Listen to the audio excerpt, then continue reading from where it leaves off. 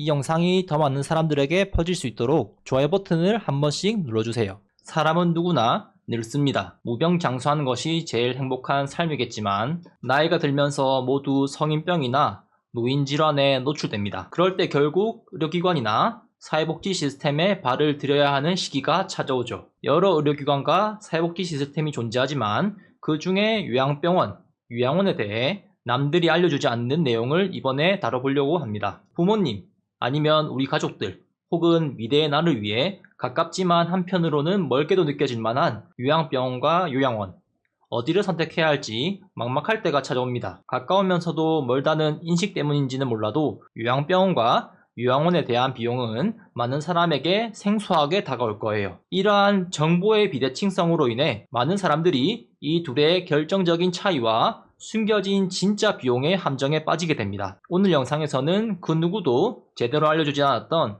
요양병원과 요양원의 특히 비용 문제를 중심으로 낱낱이 파헤쳐드리고 앞으로 어떤 정책으로 인해 모든 계산법이 완전히 뒤바뀌게 될지 충격적인 진실까지 알려드리겠습니다. 먼저 요양병원과 요양원의 큰 차이 3가지를 나열하라고 한다면 저는 이름과 목적 그리고 입소 조건이라고 생각해요. 그런데 요양병원과 요양원을 헷갈려하는 경우가 종종 있어요. 과거의 한 사례를 참고하면 이 헷갈리는 것을 바로 해결할 수 있습니다. 과거 부산에서 요양병원을 운영 중임에도 병원에 요양병원이라는 글자를 넣지 않고 의도적으로 요양이라는 글자를 지우고 병원이라는 글자를 넣어서 운영 중이던 요양병원 7개가 처벌받은 사건이 있었습니다. 이 사건을 기점으로 요양병원은 무조건 이름에 요양병원이 들어가야 한다는 확실한 선례가 생겼습니다. 이런 이름에서의 큰 차이는 목적에서도 큰 차이를 만듭니다. 이거는 정리된 표고요. 요양병원은 병원이니까 당연히 의사를 포함한 의료진이 상시 배치되어 있고 케어와 동시에 치료가 필요한 경우 입원을 한다고 보면 됩니다. 요양원은 병원이 아니기 때문에 입원 치료가 필요한 질병을 가진 것이 아니라면 요양원에 간다고 보시면 됩니다. 요양원 같은 경우 일부에서는 간호사가 상시 상주하고 있지만 최근 언론기사에 따르면 간호법이 시작된과 동시에 요양원 4개 중 1개에서만 간호사가 있다는 소식을 흘리면서 요양원의 간호사 의무 배치 제도를 법제화시켜서 요양원의 간호사를 의무적으로 고용하도록 하기 위한 초석을 다지는 것 같은데 한번 이거는 지켜봐야 할 것 같습니다. 그리고 요양원은 촉탁의라고 해서 병원이나 개인 의원의 의사들과 계약을 맺고 한 달에 2번 왕진을 하는 형태로 진행되고 보름마다 한 번씩 의사가 와서 요양원 입소자들을 대상으로 진료를 봐준다고 생각하시면 돼요. 그때 건강체크를 한다고 하는데 혹시나 요양원에서 일을 하셨거나 내부 사정을 잘 아시는 분들 중 어떤 꼼수가 존재하는지 그리고 요양원에서 비급여 영양제 수액이나 어떤 의료처치 같은 것을 시행하는 것을 알고 계신다면 댓글을 달아주시거나 고정 댓글에 있는 제 이메일이나 익명 오픈 카톡 링크로 저한테 제보를 부탁드리면서 내용을 이어가 보도록 할게요. 요양병원과 요양원의 차이는 병원이냐 아니냐의 차이일 뿐이고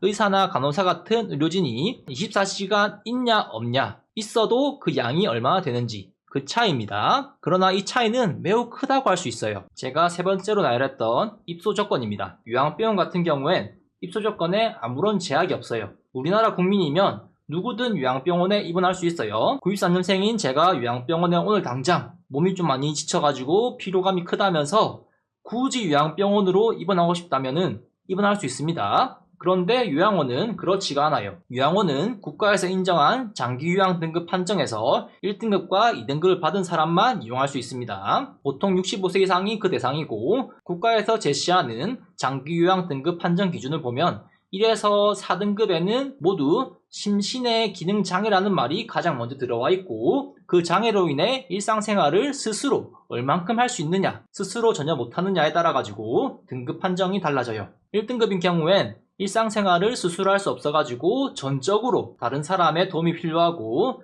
2등급인 경우 상당 부분 다른 사람의 도움이 필요한 사람이라고 정의합니다. 이 문장 뒤에 보면은 장기요양 인정점수라는 것이 보이는데 1등급은 95점 이상, 2등급은 75점에서 95점 미만이라고 되어 있죠. 건보공단에서 제공하는 평가 항목들이 있습니다. 이러한 복잡하고 세세한 항목들을 점검하여 점수를 매겨 판정하기 때문에 내가 봤을 때 우리 부모님이 2등급, 1등급 같은데 왜 3, 4등급을 주느냐 하는 그런 일이 종종 있다고 들었는데 이런 세부적인 사안에서 몇 가지가 인정되지 않아 1등급, 2등급 판정이 안 되어 입소하지 못하는 경우가 있어요. 의사를 매수해서 나이롱 환자처럼 진료 기록을 만들어가지고 어떤 꼼수를 써가지고 1등급, 2등급을 인위적으로 만들어서 요양원에 갈 수 있는 등급 판정을 받는 그런 시나리오가 있을 수도 있겠어요. 원칙적으로는 1등급 받은 분들은 대부분의 시간을 침대에 가만히 누워있는 와상 상태인 경우가 많아요. 일단 제도적으로는 그러한 상태로 정의합니다. 누군가는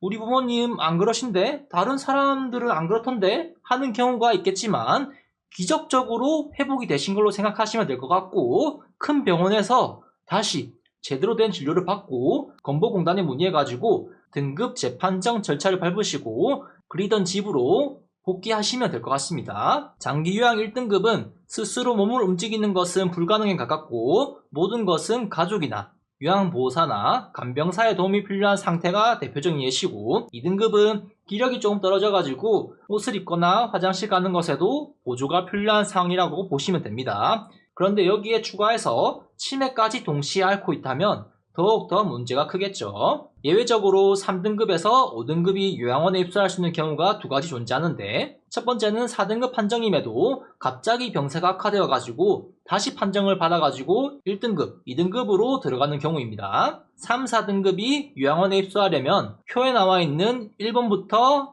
3번 중 한 가지를 충족하면 됩니다.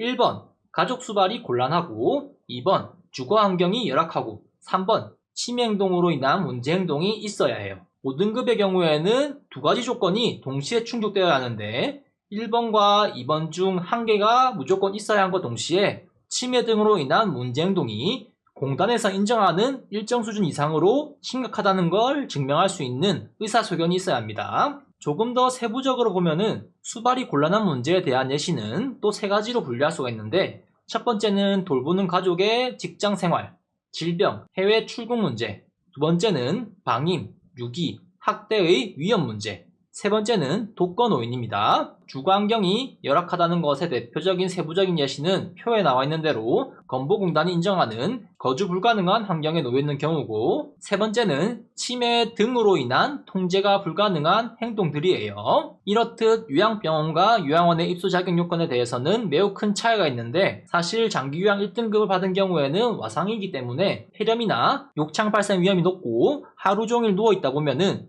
기저귀 사용해서 흔히 오는 요로 간염 문제로 인해 가지고 병원에 가야 하는 상황이 필연적으로 생길 수밖에 없어요. 요양원엔 의사도 왕진으로 보름에 한 번 오고 의사가 입소자를 매일 보는 것도 아니에요. 그래서 입소해 있는 우리 부모님이나 가족들의 상태를 의사가 매일 봐온 것이 아니기 때문에 의사가 입소자의 이정 상태에 대해서 모를 가능성이 매우 높습니다. 단지 서류상으로만 확인이 가능할 뿐이고 입소자 관찰일지 같은 서류 같은 게 제대로 적혀있는지부터가 문제겠죠. 서류가 제대로 적혀있더라도 직접 가서 환자를 진료해서 보는 것과 글로만 기록해 두는 것에는 명백한 차이가 존재하죠. 그리고 그 기록을 하는 것이 의사가 의료적 판단을 할 수 있는 그 기록에 준하는 상태에 어떤 표현이 들어가 있는가 그것도 따져봐야 되겠죠. 그런 이유로 원래 기력이 없는 건지 요양원에 계시다가 어디가 아파서 기력이 없는 건지 알 방법이 없습니다. 요양원에서 일하는 직원들이 입소자들의 건강 이상 징후를 잘 살피지 않으면 입소자의 건강이 악화되었는지에 대해서 알 수 없는 그런 한계도 명확히 존재합니다. 예를 들면 요양원에서 한 번씩 요양병원으로 입원을 오는데 와서 검사해보니까 폐렴이거나 폐혈증이 진행 중인 상태로 많이 안 좋은 그런 사례도 존재합니다. 당연히 일부 사례로 전체를 바라봐서는 안 되겠지만 그것이 결코 적다고 말할 수 없는 것도 현실입니다. 최악의 상황에는 이렇게도 될 수 있다는 거죠.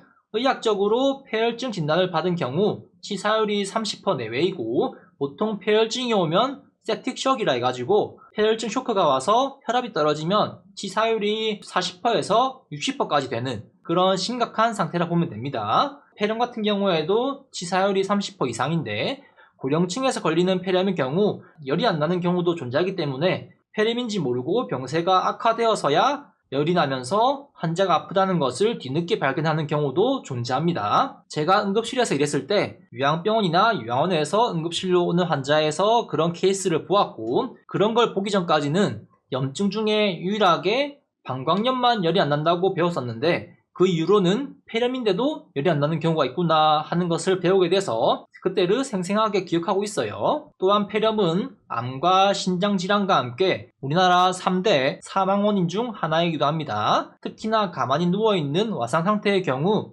폐가 거의 운동을 안 해서 폐렴이 생기는 경우도 있는데 전신마취로 수술해보신 분들은 경험을 해봤을 겁니다. 이 공 3개 들어가 있는 거 빨아들이는 거 스파이러볼이라고 하는 건데 들숨으로 빨아들이면서 공을 올리고 폐 운동을 시키는 건데 저도 수술하고 나서 이걸 해봤는데 진짜 쉽지가 않아요. 수술을 하고 나서 이걸 하는 이유가 폐렴 예방 목적도 있습니다. 수술하고 난 이후의 상태는 전신마취로 인해 폐 운동이 와상 상태의 환자와 비슷하거나 더 낮은 폐 운동 기능을 하고 있다고 보는 것이 맞기 때문에 건강한 성인도 수술 후에는 이런 폐 운동을 해서 폐렴이 오는 것을 예방하는 것이 표준화되어 있어요. 앞서 말했던 1등급 입소자들은 와상 상태로 운동을 못하는 상태이기 때문에 면역력이 약해져서 여러 질환에 노출되어 있고 이전보다 병원에 가야 하는 상황이 다른 사람들보다 확률이 높기 때문에 세심한 케어가 필요하다는 뜻입니다. 이러한 입원이 필요할 때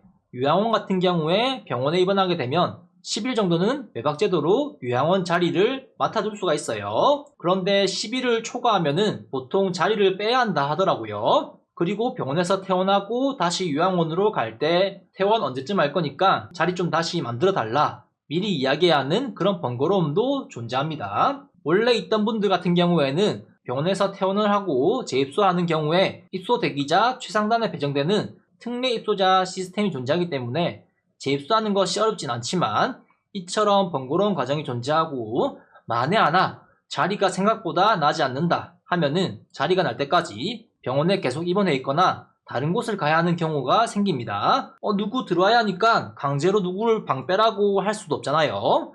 결과적으로는 나중에 이중 지출로 이어지는 상황이 될 가능성도 배제할 수 없죠. 그렇기 때문에 저는 개인적으로 장기 요양 판정 1등급을 받으면 사실상 요양병원에 가는 것이 더 나은 선택이라고 생각을 하는데 장기 요양 1등급임에도 요양원을 선호하는 이유는 다름 아닌 비용적 측면이 가장 큰 요인으로 작용한다고 봅니다. 그래서 한 달에 얼마냐? 진짜 본인 부담금 파헤치기를 해볼 건데 이거는 시점을 조금 나눠서 해야 됩니다. 현재와 27년 이후로 나눠야 해요. 이번 영상은 25년 9월 4일 기준 데이터로 하는 점을 참고해주세요. 일단 25년 기준으로 요양원을 먼저 볼게요. 보편적으로 30일 기준으로 해가지고 비용들을 많이 이야기하더라고요. 31일 같은 경우에는 하루가 더 많으니까 비용이 더 추가될 거 아니에요. 그래서 몇백 원이라도 더 싸 보이려고 비용적 마케팅을 해보려고 그렇게 하는 거라고 개인적으로 생각을 하는데 저는 31일을 기준으로 해가지고 최대 얼마까지 내는지 한번 알아볼게요. 요양원의 비용 구조는 매우 단순합니다. 가장 큰 두 가지는 시설 이용료랑 식대비예요. 그래서 이렇게 등급별로 1일 이용료가 산정되고 일반 입소자 같은 경우에 전체에서 20%만 부담해요. 31일 기준으로 하면은 1등급은 280만원에 20%인 56만원을 요양원에 지불하고 2등급의 경우에는 260만원에 20%인 52만원을 요양원에 지불하게 됩니다. 나머지 80%는 장기요양보험료를 관리하는 국민건보공단에서 지원을 해주는 형태예요. 옆에 보면은 감경자라고 되어 있는데 이건 차상위 또는 의료수급권자 같은 경우 20%가 아니라 12%, 8% 줄거나 기초생활수급자 같은 경우엔 본인 부담금이 제로입니다. 이런 차상위나 기초수급자에 대한 본인 부담률 감소는 요양병원도 감경 비율에 큰 차이가 없기 때문에 사실상 일반 구간인 20%만 봐도 비용 비교에는 큰 문제가 없다고 봅니다. 식대입니다. 평균적으로 40만원 내외인데 시설마다 차이는 있어요. 다 합치면은 결과적으로 한 달에 92만원에서 96만원 사이로 낸다 보시면 되고 그리고 어떤 요양원을 가야 되는지 결정짓는 요소는 어디에 위치해 있느냐 거리상의 문제도 있겠지만은 이 비용에 비해서 식사가 잘 나온다거나 간식이 잘 나온다거나 시설이 깔끔하고 좋거나 돌봄 서비스 질이 높거나 그런 것에서 결정하는 거에 차이가 존재하겠죠. 그 차이는 제가 이전에 잠깐 다뤘던 요양병원 줄폐업 시리즈의 영상에 나왔던 이 표를 참고하시면 여러분의 선택에 도움이 되지 않을까 싶은데 건보공단에서는 꾸준히 요양원을 대상으로 3년마다 평가를 하는데 A에서 2등급을 주고 이 내용은 정부 데이터 포털에 있고요. 제가 이것을 보고 표로 정리한 것을 보면은 이렇습니다. 이제 시립, 공립 같은 지자체가 운영하는 요양원에서는 A등급 비율이 높고 그 다음으로 법인이 시설평가에서 높은 등급을 받는 경향을 보였습니다. 물론 민간 사업자 중에서 A등급 비율이 존재합니다만 확률적으로 본다면 자본력이 있는 지자체나 법인이 상대적으로 좋을 가능성이 높다는 것이죠. 여기서 빠진 게 하나 있는데 기저귀나 물티슈 같은 위생용품 같은 경우에는 비용에 포함되지 않는 비급여 항목이에요. 이제 그런 부분에서 추가 지출을 감안해야 하지만 우리는 지금 이 영상을 통해서 요양병원과 요양원의 비용을 비교하고 있기 때문에 요양병원과 요양원에서 기저귀나 물티슈에 대한 비용 차이는 크게 나지 않을 거예요. 그래서 그거는 생략하고 내용을 진행해 보도록 할게요. 다음은 요양병원입니다. 요양병원 비용은 조금 복잡하기 때문에 여러분들이 집중을 하시고 들으셔야 이해하실 수 있어요. 집중하시고 들으면 전혀 어렵지가 않아요. 요양병원의 비용은 다양한데 현실적인 상황을 적용해서 의료 중도를 기준으로 볼게요. 언론이나 정부에서는 장기요양 1등급, 2등급이 사회적 입원 환자로 분류되는 선택 입원군이다 라는 여론을 만들어 놨는데 그런 식으로 일반화하는 것은 너무 실무를 전혀 모르는 탁상 공론이지 않나 싶어요. 또한 사회적 입원 환자 같은 경우에 현재 본인 부담률 20%가 아니라 40%로 책정되어 있기 때문에 비용 부담이 엄청납니다. 그래서 사회적 입원 환자에 해당하는 선택 입원군과 요양원 1등급, 2등급을 놓고 비용을 비교하는 것은 만들어진 여론에 쓸려가는 것이 아닌가 생각되어 가지고 현실을 반영해 사회적 입원 환자는 이번 비교 대상에서 제외했습니다. 그리고 통계를 보아도 사회적 입원 환자는 요양병원에 오래 입원하지 않는다는 그런 통계도 존재를 해요. 논외로 과거의 사회적 입원 환자임에도 상향해서 분류하는 그런 쪽집게 가해가 성행한다는 행태를 지적한 바 있었고 환자 등급 높게 나오도록 점수를 조작하는 행태도 여전히 있다는 것을 알고 있어요. 그것은 정부 부처가 관리 감독하고 여의도의 엘리트께서 잘 해내시리라 믿습니다. 일단 요양병원에서 진행되는 행태는 등급 상향을 시켜서 중도나 고도로 만드는 방식을 경영 전략으로 채택하기 때문에 결국 우리 부모님이나 우리 가족, 이웃들이 요양병원에 입원하게 되면은 아무리 못해도 경도, 제 개인적으로는 최소한 의료 중도를 준다고 생각하는데 중간값인 의료 중도를 기준으로 삼고 내용을 이어가 볼게요. 먼저 의료 중도 같은 경우 31일을 기준으로 하면은 일반 건강보험가입자는 진료비로 한 달에 43만원 정도가 나옵니다. 그리고 식대비 같은 경우에는 건보공단이 절반을 부담하기 때문에 나머지 절반은 환자가 내고 일반식인 경우랑 당뇨식 같이 치료식 같은 경우에는 31일을 기준으로 18,000원 정도 비용 차이가 있어요. 일반식 기준으로 보면 한 달에 73만원 정도가 나오죠. 여기까지 보면 정말 저렴하지만 문제는 여기서 간병비가 붙는다는 거예요. 요양병원은 개인 간병 쓰는 경우가 거의 없다고 봐도 무방하고 보통 공동간병을 쓰고 있고 지방 같은 경우엔 하루 만원으로 계산해서 한 달이 28일이든 30일이든 31일이든 30만원으로 책정을 합니다. 그리고 수도권 같은 경우에는 지방 중소도시와는 다르게 하루 최대 2만원씩 받는 경우도 있다고 하더라고요. 그래서 수도권 주변은 한 달에 요양병원 간병비가 60만원이라고 합니다. 정리한 표를 보면 이렇습니다. 왼쪽은 간병비 한 달에 30만원 기준이고요. 오른쪽은 간병비 한 달에 60만원 기준으로 작성된 표입니다. 1월부터 12월까지 입원을 했을 때 나오는 총 진료비를 합산한 것이고요. 의료비와 간병비를 합쳐서 한 달에 103만원에서 최대 133만원 내외라고 보시면 될 것 같아요. 만약 여기서 폐렴이나 폐혈증 치료 같은 것을 하거나 한방치료, 도수치료, 비급여 영양제 수액, 그리고 비급여 알약 이런 것들이 더해지면은 여기서 비용이 더 추가되는 형식이에요. 아까도 언급했다시피 요양원도 요양병원하고 똑같이 기저귀나 물티슈나 여러 위생용품은 비급여 항목이라 지출하는 것에 큰 차이가 없어가지고 그 부분은 생략했으니까 감안해서 봐주시면 될 것 같아요. 그래서 이 두 가지 요양병원과 요양원 31일간 월간 지출액 이렇게 비용적 측면에서 우리가 요양원을 이용하느냐 요양병원을 이용하느냐에 대한 큰 차이를 보이고 지방 같은 경우에는 10만원 정도 차이잖아요. 이거를 충분히 감내할 수 있다고 한다면은 그래도 의사가 상주하고 있는 요양병원이 조금 더 낫다는 그런 판단에서 요양병원을 선호하는 경우가 있고 10만원도 아껴 써야 하는 상황이라면은 어느 정도 잠재적 리스크를 감수하고서라도 요양원을 선택하는 것이겠죠. 반면 간병비가 상대적으로 비싼 수도권 같은 경우에는 한 달에 1.5배의 비용이 더 발생하는 셈이니까 비용과 리스크를 따져봐도 요양원을 선택하는 게 합리적입니다. 이런 비용의 차이와 각자 개개인의 사정, 어떤 경험, 어떤 사건으로 인해 가지고 선입견이 생겼다. 그리고 뭐 어떤 선호도에 따라 가지고 요양병원과 요양원을 이용하는 것에 큰 차이가 발생한다고 봐야겠죠. 단순하게 놓고 정리하면은 이렇습니다. 사실상 이 표를 놓고 보면은 비용적 측면을 제외하면 요양병원을 더 선호하는 것이 보통이지 않을까 하는 것이 제 개인적인 생각인데, 물론 그렇지 않은 분들도 계시겠죠. 만약 제 가족이 정말 요양원이나 요양병원에 가야 하는 상황에 처해 있다면은 저는 제가 믿을 수 있는 요양병원을 알아보고 입원하는 것을 선택할 것 같아요. 그리고 요양병원에서 일하면서 보고 느낀 것은, 요양병원에서 퇴원하고 요양원에 다시 가는 분들이 많고, 요양원에 입소하기 위해서 장기 요양 등급 판정을 받는 도중에 요양병원에 잠깐 입원해 있는 거라 하는 분들도 계셨고요. 그리고 요양병원비가 너무 많이 나온다 해가지고 요양원을 다시 가고 싶다면서 퇴원을 원하던 그런 경우도 있었습니다. 요양원에 가는 여러 이유가 존재하겠지만 비용적인 측면이 선택에 있어서 큰 요인으로 작용한다는 것입니다. 그런데 이 비용의 격차를 줄이는데 큰 역할을 해줄 수 있는 요양병원 간병비 지원 사업, 지금은 현재 시범사업 진행 중인데 2027년 1년 조금 더 남았죠. 2027년에 본사업으로 진행한다 했었어요. 과거형이죠. 했었어요. 여기 중간에 보면은 7개월 차부터 매월 15% 본인 부담률 인상이라는 문구가 있는데, 일단 시범사업이니까 나중에 본사업이 되면 다뤄보기로 하고 여기서는 생략할게요.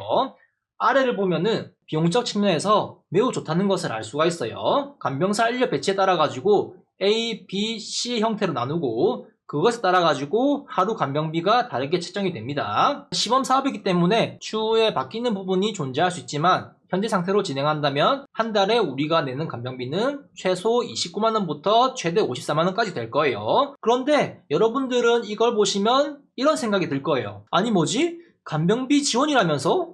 왜 지원하기 전하고 지원하고 난 뒤에 간병비가 별로 차이가 없지? 제가 사는 경남 지역 같은 경우에는 하루에 만원인데, 제가 사는 지역의 요양병원의 간병 인력 형태가 B이거나 C 형태다 하면은 오히려 한 달에 간병비가 30만원 내던 게 35만원, 54만원으로 껑충 뛴 거잖아요.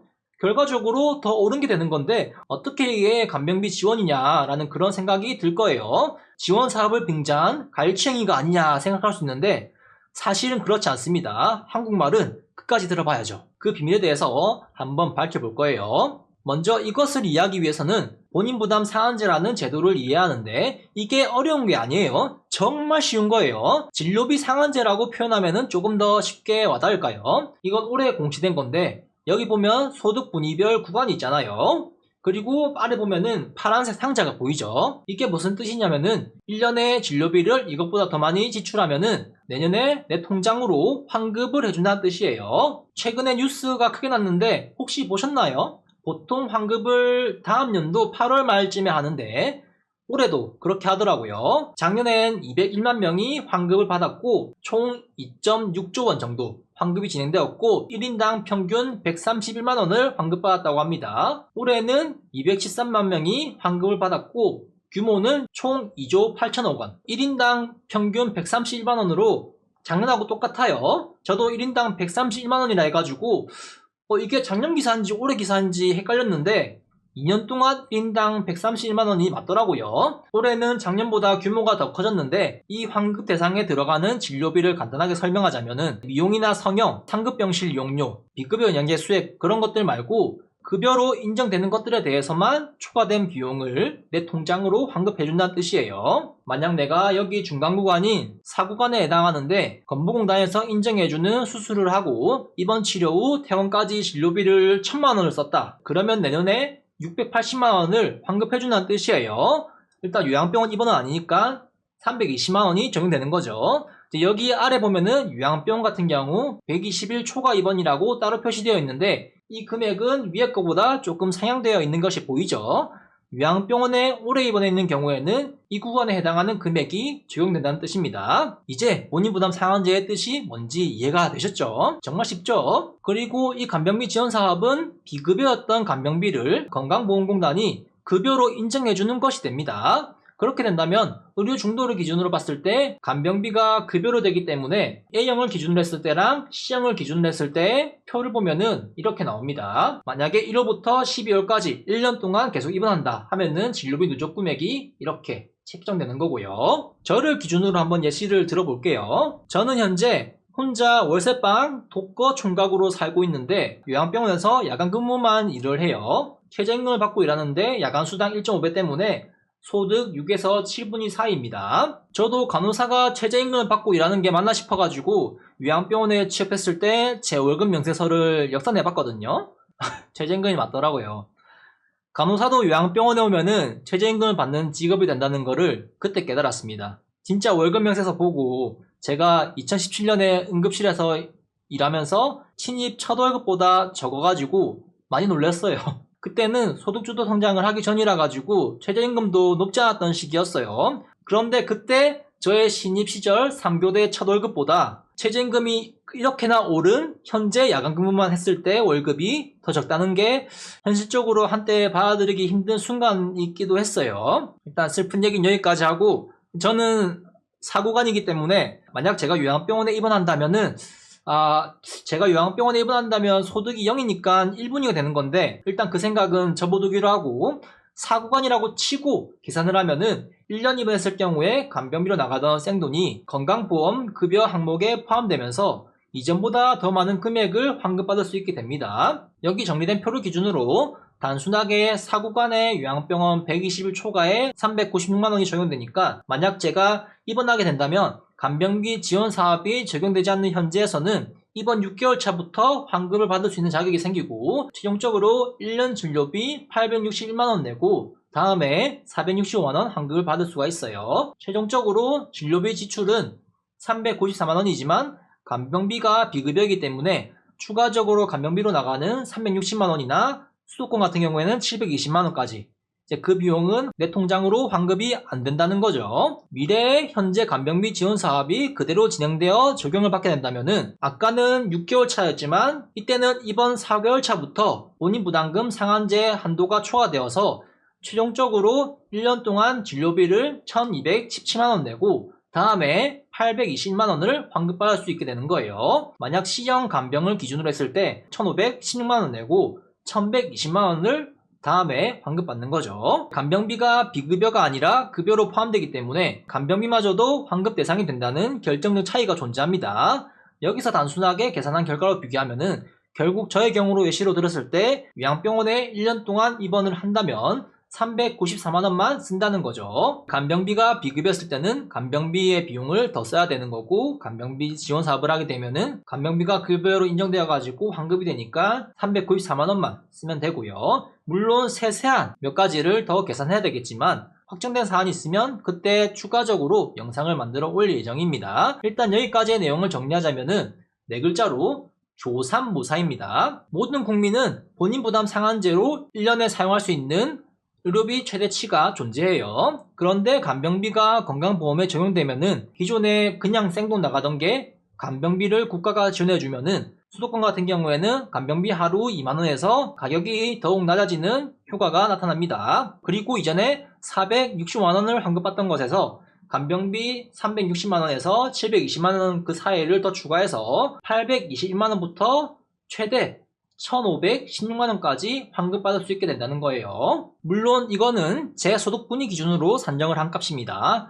일단 저에게는 좋은 소식이지만 국가적으로 본다면 심각한 재정위기에 직면했다고 볼 수가 있어요. 물론 그것보다 더 큰 위기가 지금 있긴 하지만은 일단 의료 분야를 본다면은 이것도 위기다라고 볼 수가 있어요. 올해 본인 부담 상한제에서 환급받은 분들이 1인당 131만원, 공교롭게도 작년하고 금액은 동일한데 수급자는 더 늘었어요. 201만에서 213만 명으로. 만약 요양병원에서 이것을 하게 된다면은, 일단 요양병원은 꾸준히 감소하는 추세이긴 하지만 요양병원 침대 개수는 현재 25만 개 정도 되거든요. 일단 정부에서 계속 줄이고는 있어요. 과거 통계를 참고했을 때 장기 입원 환자 비율이 42% 정도였으니까 여기서 12만 명 정도를 더 추가해야 될 거라 생각하는데, 일단 간병비 급여로 인해 가지고 매년 1에서 2조 가까이 간병비 지원에 대한 예산이 필요하고, 그것대로 예산 확보가 필요합니다. 그리고 본인 부담제 수급자가 더 늘어날 것이기 때문에 그것대로 또 예산이 필요한 상황이에요. 결국 건보재정 적자는 더욱 가속화될 것이고, 그 과정에서 건보료 인상은 불가피해지겠죠. 23년과 24년 증가한 수급자에 비례해서 증가한 비용을 감안했을 때 12만 명이 더 받는다고 하면은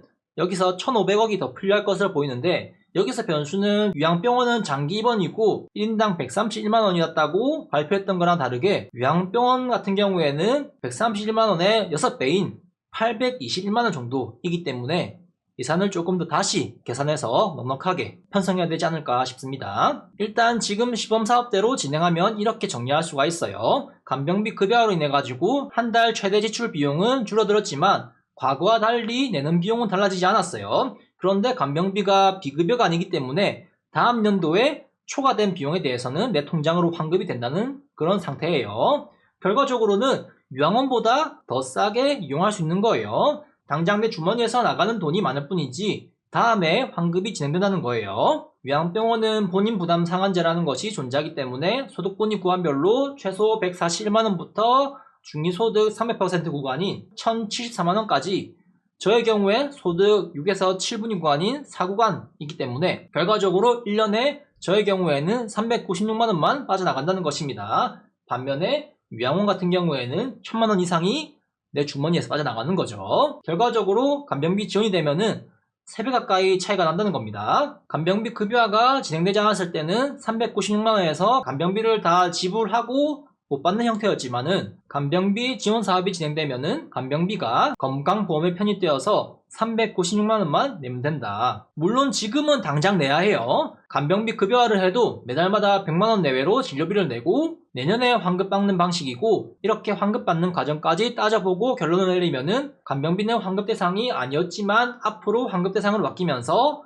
396만원으로 요양병원을 1년 동안 이용할 수 있게 된다는 뜻입니다. 그래서 이 비용들이 진짜 숨겨진 비용이다 라고 결론을 내릴 수 있을 것 같고, 그런데 여기서 한 가지 변수가 존재해요. 요양병원 측에서 제시했던 간병비 지원에 대한 이야기인데 정부는 현재 간병비 지원 사업을 본인 부담 40%랑 50%를 모델로 하고 있어요. 25년 6월에 보도되었던 기사를 보면은 요양병원 측은 본인 부담 20%를 모델로 제안을 했습니다. 이것이 시범사업 기간에 조율이 되어가지고 중간값인 30% 협의가 되거나 아니면 다른 퍼센테이지가 적용된다면은 본인 부담금은 변동이 있겠지만은 현재보다는 더 낮아질 거예요. 당장 내는 돈은 싸질 것이지만 장기 입원 환자 같은 경우에는 어차피 지금 덜 내든 더 내든 정해진 비용이 있고 초과된 부분에 대해서는 내년에 본인 부담 상한제로 내 통장으로 환급을 받기 때문에 큰 변화는 없어요. 결국에는 조삼모사라는 뜻인데 그럼에도 불구하고 요양병원 측에서 이런 20%라는 제한을 내건 이유는 뭘까요? 당연히 경쟁구도에 있는 요양원과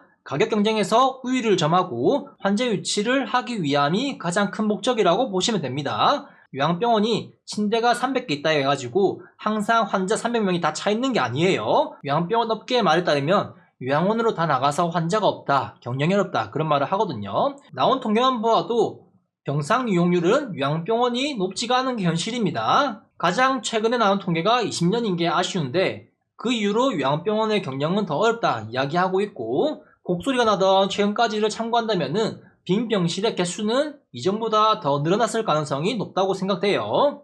그렇기 때문에 요양병원은 비용적으로도 내세울 만한 무기가 필요하기 때문에 이런 본인 부담금 20%라는 전략을 내세운 게 아닐까 싶어요. 현재 시범사업 중인 요양병원 간병비 지원 사업을 20%로 낮추면은 비용이 압도적으로 낮아집니다. ABC형에 대한 원가는 제일 위에 이렇게 있고 기존에 있던 본인 부담률을 다 20% 내린다는 거죠. 하루 4,800원대에서 최대 7,200원 정도까지 이렇게 나오는 건데 아까도 얘기했지만 조삼모사라고 했잖아요. 그런데 요양병원은 이것을 어떻게 이용할 수 있느냐? 바로 이렇게 이용할 수 있습니다. 당장 보여줄 수 있는 가격표. 사람들은 지금 당장 내 주머니에서 나가는 돈이 얼마인지 그걸 더 신경 쓰잖아요. 그래서 요양병원이 제시한 20%를 적용한다면은 한 달 진료비가 88만원에서 90만원 정도로 압도적으로 낮아집니다. 전국적으로. 수도권의 간병비 60만원이었던 것도 다 일괄적으로 간병비가 내려가가지고 엄청나게 줄어드는 거죠. 요양원과 비교했을 때 요양병원 측이 제시했던 20%를 적용하면은 이렇게 됩니다. 요양원보다 낮은 가격이 형성되는 상황이 되는 거죠. 요양원은 요양병원과 비슷한 건물 구조를 가진과 동시에 의사가 24시간 상주하고 주사나 먹는 약으로 치료 같은 것도 즉각적으로 할 수 있는 그런 강점도 존재해요. 물론 상급병원보다 의료의 질은 낮겠지만은 요양원과 비교했을 때 상대적으로 그런 강점은 존재한다는 거예요. 요양병원 측은 이것을 살아남기 위한 하나의 전략으로 선택하는 게 아닌가 싶습니다. 그런데 최근 요양병원 업계와 요양병원에 입원해 있는 환자와 환자 가족들에게는 안 좋은 소식이 전해지려고 하고 있습니다. 요양병원 간병비 지원 사업이 2027년에 전국적으로 시작될 거라고 했던 것이 갑자기 3년 뒤인 2030년으로 연기된다는 이야기가 떠돌고 있어요. 거기에다가 간병비 지원 사업을 전국 모든 요양병원에서 할 것이었다. 그런 이야기랑 다르게 최근 떠도는 이야기에 의하면은 기존의 절반도 안 되는 규모로 진행을 한다는 식의 사업 축소 이야기도 나왔습니다. 일단 현재 9월 4일 기준으로 언론이나 복지부 내부 정보 소식통에 의하면은 정보들이 흘러나오고 있기는 한데 복지부의 공식 보도자료는 아직 나오지 않았습니다. 그리고 최근까지 올라온 모든 글들을 봐도 제가 방금 얘기했던 사업이 뒤로 미뤄질 거다라는 이야기는 아직 오피셜로 난 건 아니에요. 하지만 그럴 가능성이 매우 높아 보입니다. 이것은 추가로 정보가 나오는 대로 내용을 정리해서 영상을 만들어 올리도록 하겠습니다. 영상이 좋았다면 좋아요 눌러주시고 다음 영상은 구독과 알림 설정으로 쉽게 받아보실 수 있습니다. 저희 현재 상황이 궁금하신 분들은 고정 댓글 참고 부탁드리고 고정 댓글에 있는 링크로 저에게 제보 부탁드립니다. 영상 시청해주셔서 감사합니다.